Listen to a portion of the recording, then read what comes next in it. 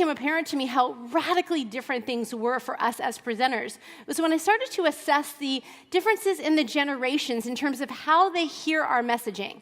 Because at any given time, on any given day, each and every person in this room may have to deliver a message to somebody from the greatest generation, or what's also called the traditionalists, from the baby boomer generation, from my generation, which is Gen X, and then, of course, there's also the millennials.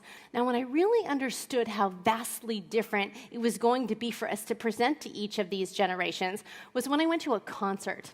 A few years ago, I had the opportunity to go to what's called the Irvine Meadows Verizon Wireless Amphitheater, where they were bringing in Wango Tango. Now, Wango Tango is a multi-band concert event where you have C-level bands in the morning, B-level bands in the afternoon, and A-level bands in the evening.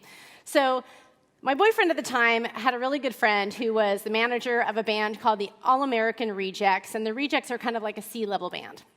And the A-level bands in the evening were going to be Kelly Clarkson and the Black Eyed Peas.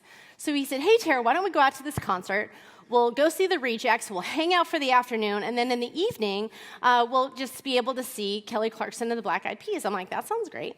So we get to the concert, and when you go to these kinds of multi-band concerts, there's a village area where everybody kind of gets together, and they're talking about the bands and who they're here to see, and you could really sense that the kids were really there to see one performer in particular, and it wasn't Kelly Clarkson, and it wasn't the Black Eyed Peas.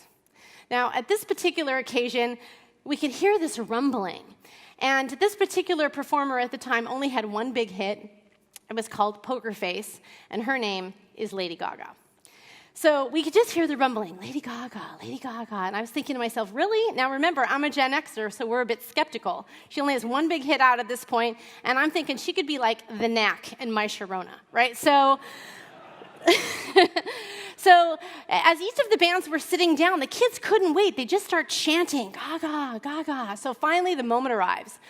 The stage shifts. It pushes out. She comes out, and there's this very elaborate staging. And I'm looking at the stage, and I'm thinking, again, I'm old school. Oh, it reminds me of Queen. Remember Queen? Right? Very elaborate staging. So she comes out, and she has a very strong a cappella voice.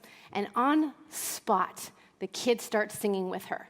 Now, two big screens come down, big elaborate staging. She starts singing. They're singing with her, but now she starts dancing. And they're dancing. They know all the moves. They are dancing with her. And they're singing and they're dancing, but now there's these text messages that are going across the screen. She's texting them, and they're interactive text messages, which means that you can interact and respond. So they're texting, and they're dancing, and they're singing, and they're spinning. And I'm watching all of this, and I'm thinking, oh, dear Lord, how will we ever sell them using PowerPoint?